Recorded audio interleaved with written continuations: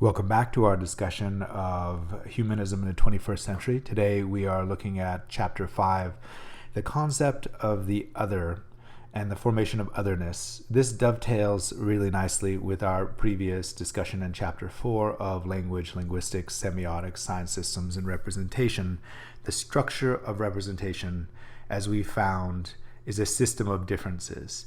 That difference, that concept of difference, implies always that there's an otherness to the things around us, to ourselves, to the way that we use representation. So when we talked about the rose in the last chapter, what we found is that the rose had attributes that were not correspondent with the cliche of romantic love that we use it for in, say, a Valentine's Day gift. The concept of otherness, of course, applies to much more than semiotic representation. It applies to the very structure of subjectivity itself. And so today we're going to be taking that notion of difference and expanding it into otherness in all of its full ramifications. That's going to be very important for the next few chapters after this, in which we deal with certain specific cultural formations of otherness, gender, race, concepts of class, which in the United States we refer to in terms of culture, and so on. But to begin with, just as we did in Chapter 3, I want to make reference back to our textbook and an important story that was told about the Romanian orphanages. So the Romanian orphanages is going to be one of our grounding stories that situates the rest of Chapter 5 discussion. If you're not familiar with that story, listen to what I have to say here. Also read the section in the chapter that has a more full discussion of what happens. So Romania, like so many countries in the former Eastern Bloc, was a totalitarian dictatorship under the former Soviet Union, the USSR. And the leader of Romania at that time, the 1980s, Ceausescu, decided to have a birth reproduction program in which he, in a lot of ways, stripped away birth control, encouraged unwed birth, in a number of ways, tried to promote population growth. And because of the socialist system, he thought that the state, the government, would be able to simply absorb these children into state-run facilities and take care of them that way, some form of orphanage. Well, the birth rate did explode in Romania in the late 80s, and the orphanages quickly became crowded and overwhelmed. This is not something that we really knew about in the West until the collapse of the Soviet Union and therefore also the former Soviet bloc countries in 1989. When that happened, though, we suddenly realized that there were thousands of children who were living in desperate conditions, from the ages of about newborn to almost 5 years old, which is approximately how long the program had been running. What we discovered with the collapse of the Romanian dictatorship was horrific. Children were living in squalor, not being taken care of, crowded into small rooms. Oftentimes, there was only one caregiver for every 100 children. Now, if you've ever spent any time with children, you know that that's not functional. These children, practically speaking, were not being raised, were not being taken care of. And when this was discovered, a slew of experts, specialists, doctors, child psychologists, therapists, social workers flooded into Romania to take care of these children and to eventually find them homes, mostly in westernized countries. So the United States, England, France, Spain, Italy, Germany, countries like that. And as they did that, they conducted a series of psychological studies on these children and then proceeded to follow these children through their lives. By now, they're all full grown. And so we have a lot of data about what happened, what transpired in those situations. And we found something really extraordinary. And in a lot of ways, the findings in this situation have become proof for a debate that has been longstanding in developmental psychology. The proof of the debate works something like this. The question is, if we raise children without socialization, do they still become human? Okay, what's at stake there with a question like that is, are we cultural entities Or is there something natural and innate that steps in or prefigures in some way our humanity? And what the Romanian orphanage unintentional experiment really demonstrated was that we are profoundly cultural entities. Why is that?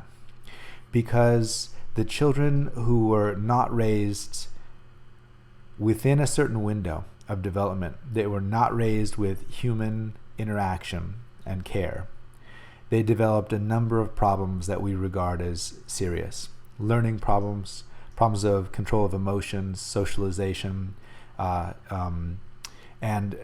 the children who were newborn or close to that within that first year of development when they were discovered in 1989, they mostly have been okay as they've been adopted into healthy families.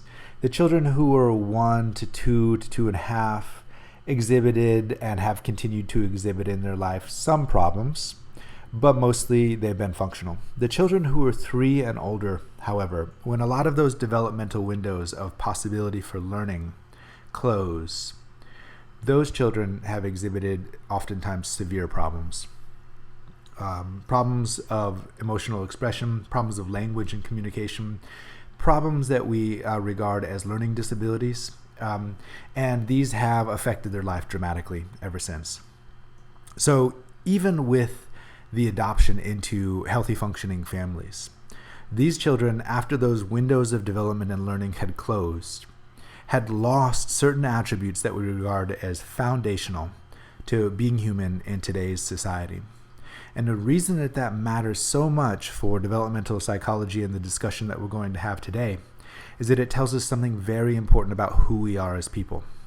We need others in order to become human. We need the interaction, the socialization, the practice, and the modeling that goes along with that daily interaction. And again, anybody who interacts with children knows a lot about this, intuitively or otherwise. And yet the dramatic statement that we can make coming out of the Romanian orphanage certainly is one that I think impacts on this conversation about otherness. Without others, we lose what it means to be human. We define ourselves against and in relation to others. This is significant not only for developmental psychology, which is an important part of our discussion today, but also for the larger philosophical discussions that we're having in these chapters. And probably the most important philosopher that we can bring to bear here on the concept of otherness is G.W.F. Hegel, a 19th century German romantic philosopher whose concept of the dialectic has been extremely influential. Among others, he influenced the thought of Karl Marx, but he also has been in a lot of ways an underpinning of many discussions all the way up into the 20th century. Hegel's theory of dialectic is at once very expansive and very easy to explain. By dialectic, he means a tense relationship between things that are not similar to one another, in which those dissimilar things change each other. Okay? So the thing from which we start, say your perspective on the world, but it can really be anything at all, is called a thesis. The thesis has to do with positionality, where you are. An antithesis or antithesis is simply the thing that stands against. And then the synthesis is the bringing together or coming together that forms a new thesis, a new standpoint, okay? So, as I said, this is rather difficult at first because it's so abstract, but it's quite easy once you start to concretize this into some examples. Unfortunately, Hegel's writing is really quite opaque. It's quite terrible, in fact, and he could have simplified some of this quite a bit. But we can go ahead and get what we want out of this concept of the dialectic, and then we'll move on. So let me give you a few straightforward examples that'll help us here. Imagine that you're driving somewhere, you're trying to get somewhere, and you have goals, ambitions, ideas, hopes, etc. It could be something simple like you're going to pick up dinner for your family. That's your thesis. That's where you are, both physically and mentally at that moment. And then as you're driving, you run into a traffic jam, okay? That's traffic. It's in your way. They have other intentions, ideas of what's going on. They don't want to be there either, but there they are. That's your antithesis, all right? What happens there in that moment changes you, whether you want it to or not. And that's a really interesting fact, right? Hegel really believes that antithesis always comes out of this encounter between thesis and antithesis. You can get mad and frustrated, it can change your plans, it can ruin things, or you can have an entirely different reaction. You know the gamut, right? You can listen to an audiobook and enjoy yourself, talk to the people who are in the car with you, have a phone call with somebody that you haven't talked to in a while. You have a whole range of possibilities. But no matter what happens right there, something is going to change, and you are going to change as a result. All right. So there's a very simple social interaction. But what's interesting about this concept of dialectic is that it doesn't even need to apply specifically to humans or social interaction. Think about, for example, something like woodworking, right? A lot of us don't really know how to do things with our hands anymore. Let's say that you decide you're going to build a table for your friend. So you get the wood, right? And perhaps you don't know much about woodworking, and so you start, and in the process, you're going to learn some things, aren't you, right? You're going to make a lot of mistakes as you go. That's quite normal, but you're also going to learn how to do things. So the antithesis there is the wood. It doesn't mean to be resistant. It simply is different than the will that you want to exercise on it. And as you learn things about what it means to rip or tear, how you cut against a grain, which things work better to fasten, a bolt or a screw or a nail, etc. As you learn all of these things, your understanding of the world, the way that you interact with the world will change. And even your physical body will change, right? Your back might become sore from bending over and picking up the wood. Your hands might become calloused from using the tools, etc. So this process of thesis, antithesis, and synthesis is something that Hegel attempts to universally apply, not only to human culture, but to everything around us. He also thinks, very importantly, that there's constantly an upward motion through this process because of synthesis. Synthesis is really the key to understanding the essence of Hegel's argument, and why, by the way, Hegel is a good Platonist. He's extremely Platonic in his conception of synthesis. Why is that? Because he thinks that the essence of a thing, always when it encounters a different essence, an antithesis, is going to expand itself and change more into what it is, right? So you, as you learn to woodwork, you become more a full master of the universe around you. You can shape it into what looks like you, your image, right? So if you want to build a table in a certain way, you create that table. As you build those skills through this process of thesis and antithesis, that synthesis that comes out of this process puts you in a new position, but in a way that more fully realizes that concept of essence. So there's the Platonism embedded deeply within Hegel's theory, and you can see it in this corkscrew structure, which we can call a teleology, in which the thesis-antithesis process, encountering things that disagree with you in some way or differ from you, ends up always in the increasing expansion of that synthesis, that essence, and so on it goes up and up and up, right? So you can be a good woodworker, but of course you could always learn a little bit more, expand a little bit more. If you think about it in broader terms, it's not just woodworking, but you can move from there successfully probably into metalworking and plastic work, etc. And you can see how that entire universe of physical creativity could start to open up. Now expand that into all the different things that you can learn and do in your life. And you can see how Hegel's concept of the expansive ego is also the realization of that notion of essence, making the world look more and more like your will.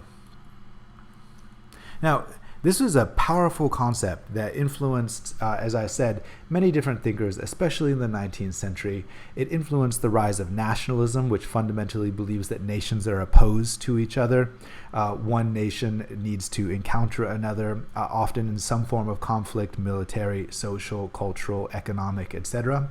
And in that process, those nations realize more their own essence in terms of boundaries, in terms of wealth, in terms of success, in terms of identity. And lastly, that concept of identity is probably the most important for Hegel.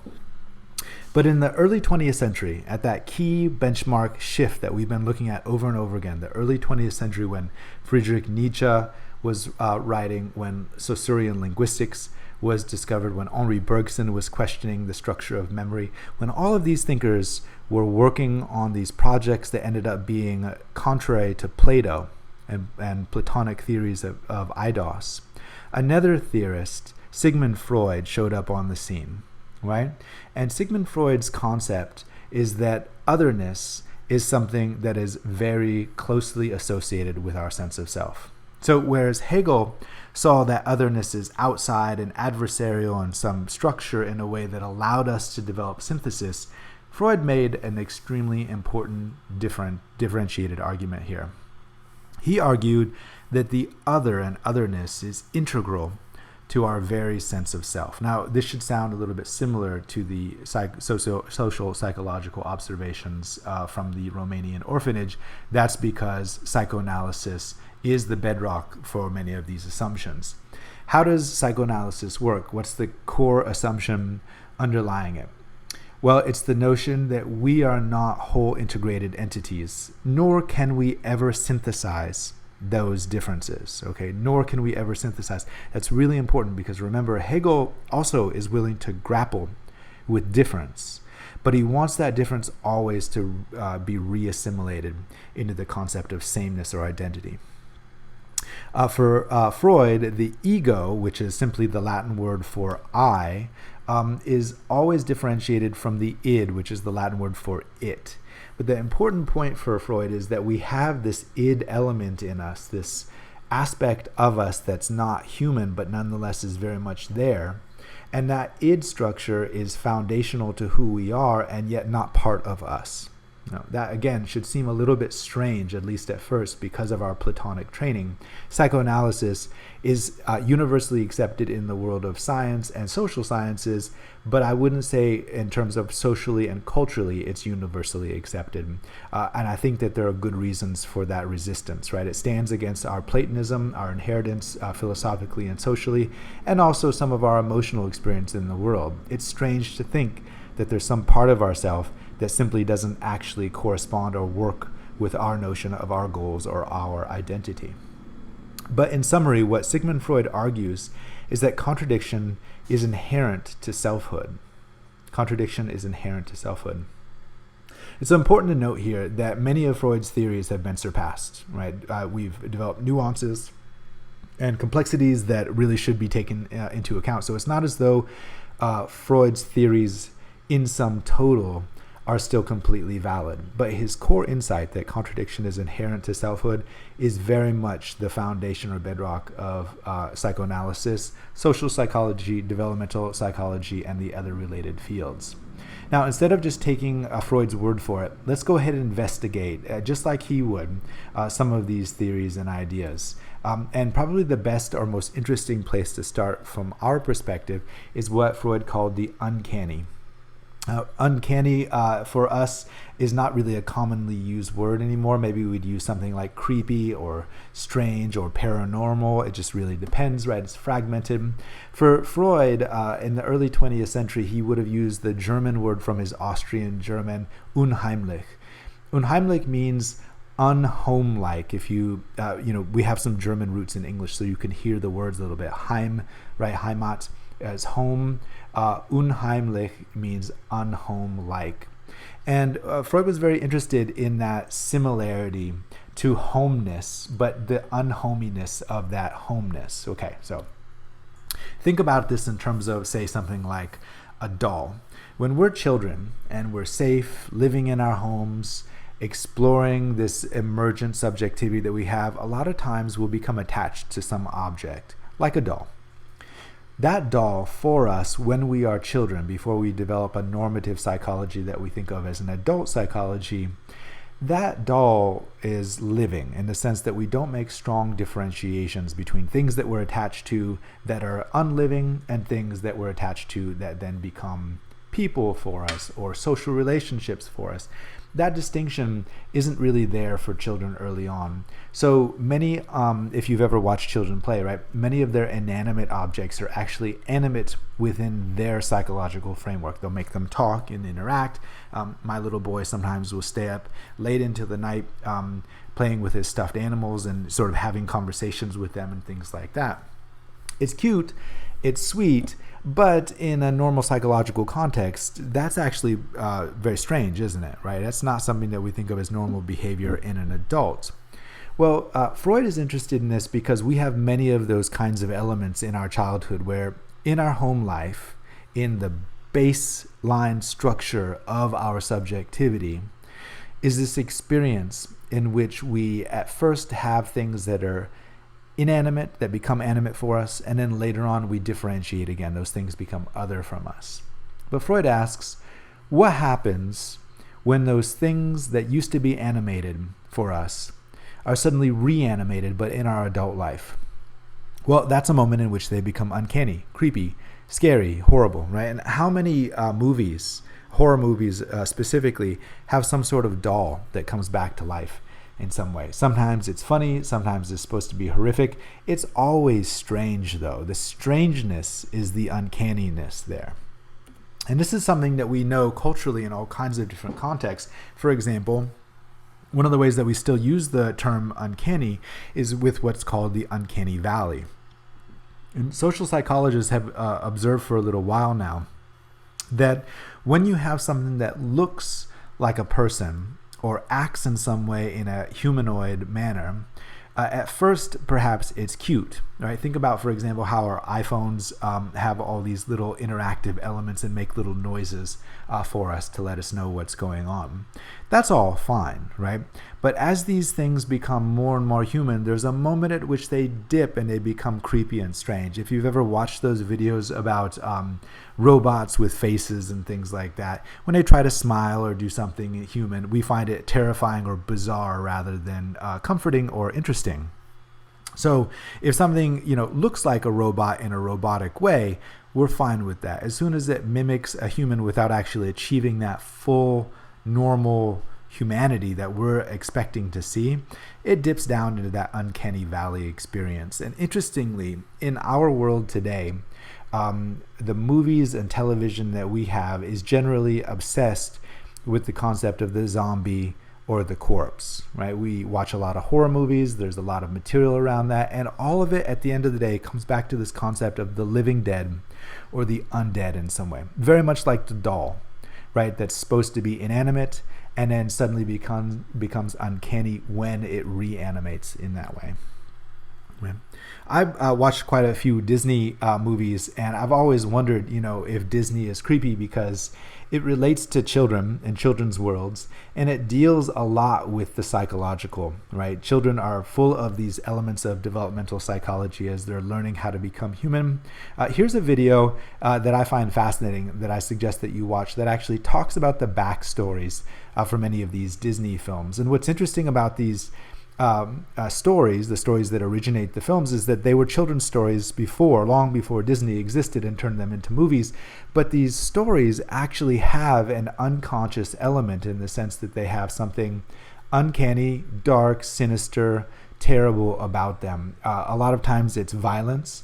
Sometimes there'll even be things like rape or terrible stories of revenge built into them.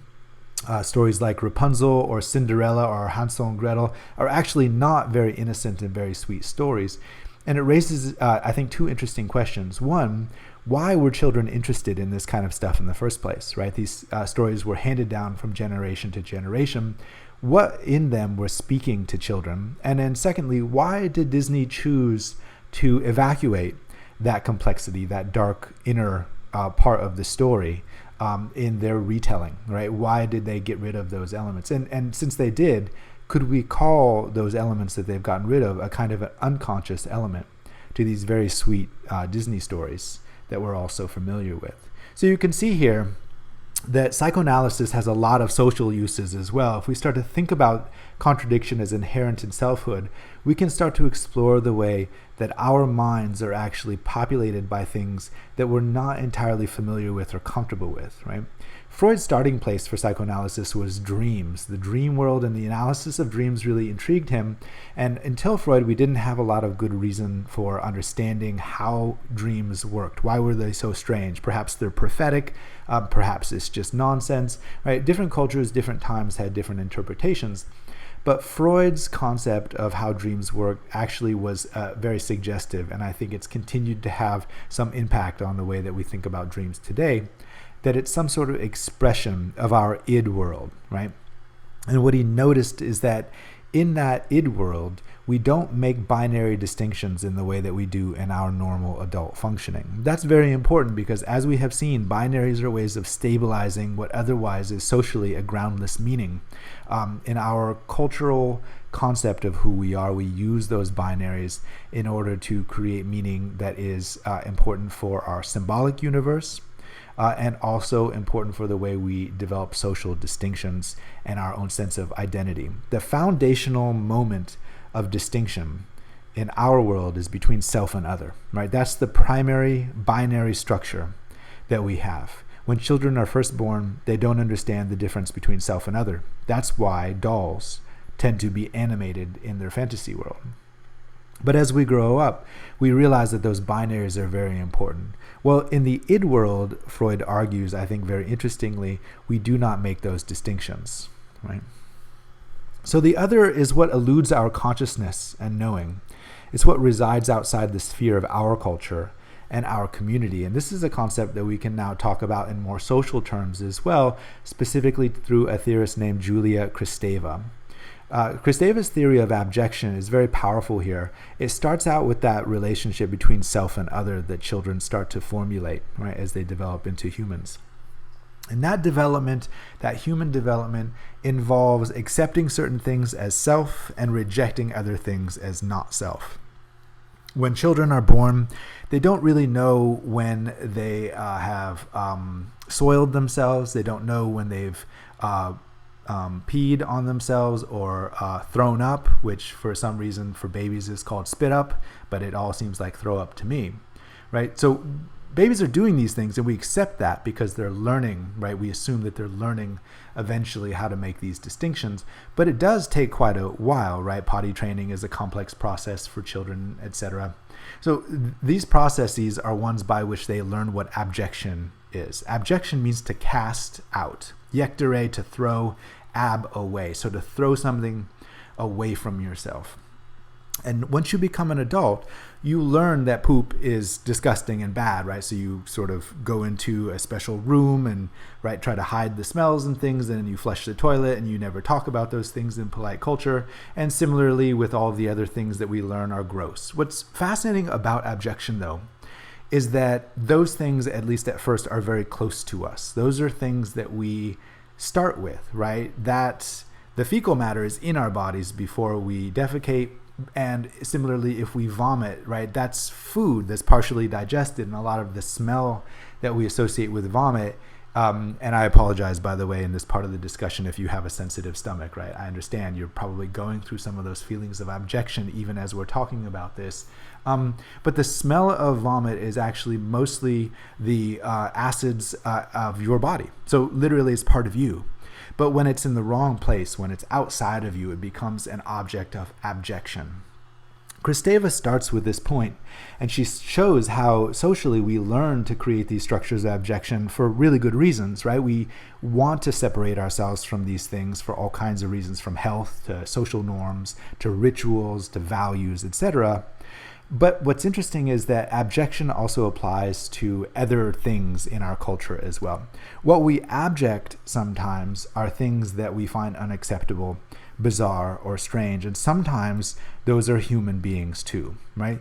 People and things that we conceptualize as abnormal in some way stand outside of those binary constructs that we use to stabilize our own identity. And in the process of doing that, in a lot of ways, we fixate on these concepts of norms as though it's a threat to our own sense of self to transcend those norms, to go beyond them or change them in some way. So when we say that identity is constructed by what is identified as not the self, that has both physiological implications and social implications. And the term for this that I want you to hold on to is the concept of abjection. We explore this notion of abjection a lot in our own culture, and we do it a lot of times from the safety of our own living rooms when we're watching things like horror movies. I think horror movies are a very interesting phenomenon because it's actually, of course, not really pleasant to watch a horror film. And yet millions and millions of people watch horror films. Usually there's a strong distinction. People either like them a lot and they watch them frequently, or they tend to avoid them and don't like them very much. For those of you who do like horror films, I'd like for you to pause briefly here and just think to yourself why you like them, right? What is the reasoning behind it? How much does abjection or Freud's concept of otherness as inherent to the concept of selfhood, how much do those theories actually play in for you when you really start to investigate this notion? Okay, so our relationship to things like the uncanny, to abjection, right? Those have everything to do with our sense of self. Otherness and selfhood are integral in a sense that they rely on one another and stabilize one another.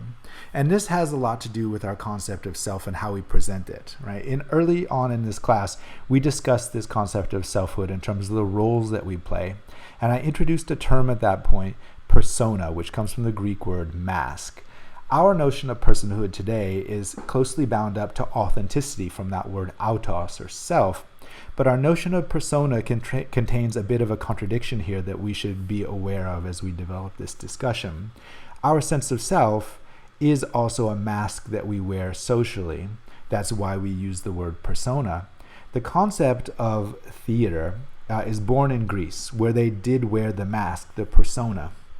And in that context, the development of Greek theater is really informative. And so in early Greek theater, everybody was part of what's called the chorus. It's a word that we still use. Everybody dressed the same, acted the same, and sang and danced together, just like a modern chorus might.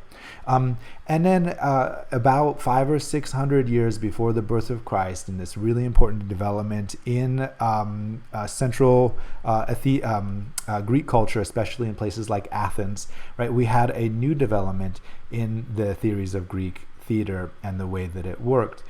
Somebody stood out from that crowd. Somebody from the chorus wore a different mask and identifying marks and stood out and had what we think of now as lines. And they would talk. The word for that is monologue. They would have a monologue, and the chorus in some ways perhaps would respond or correspond to what was being said. And shortly thereafter, another really important development happened where a second person stood out and started to talk and interact with that first person, right? And that became a dialogue. Dia means two. And so you have words between two people, and the chorus faded into the background, and the heroes of the story became the people that we focused on. They were still wearing masks. They still had a persona, but suddenly that mask was a differentiating element, an element or aspect of what we now call individuality, right? And that separation from the group has also informed our concept of narrative and importance. When you watch disaster movies, something really fascinating happens, right? Where, disaster is hitting and thousands, perhaps even millions of people are dying, but your only focus in this entire horrific process is whether or not your heroes survive. It's quite a strange attitude if you think about it, right?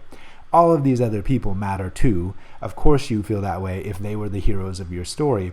But that central focal point tends to make the chorus fade into the background, and we really are interested in the hero, the person who stands out. And who's the hero of our own narrative, our own life? Well, we are, right? We create our own persona, and we are the ones who stand in the shining circle of light, and everything around us fades into a contextual background, right? So the Greek theater, as it's structured, contains a contradiction that we should be aware of that influences our concept of personhood as well. As an expression of Western culture, the Greek theater developed as a contradiction. On the one hand, it's the birthplace of the individual, right, the person who stands out from the chorus.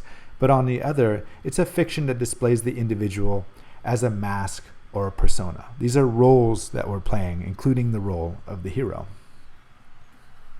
If we fast forward to the late Renaissance in England, Shakespeare is the really important position for our concept today of modern individuality and subjectivity.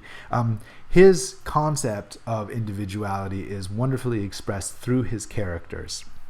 Think about Jaques in As You Like It, who says, "All the world's a stage, and all the men and women merely players. They have their exits and their entrances, and one man in his time plays many parts." Well, what he's doing there as a character in one of Shakespeare's plays is showing that he's reflexively aware of what he is and what he's doing. And as self-consciousness or reflexivity grew in our modern world, we became increasingly aware of ourselves as a self who wears that mask or plays these different roles. Interestingly, Shakespeare's theater house was called the Globe, so in many ways, theatricality and the concept of how we live in this world as personae were integral to Shakespeare's concept of theater and selfhood.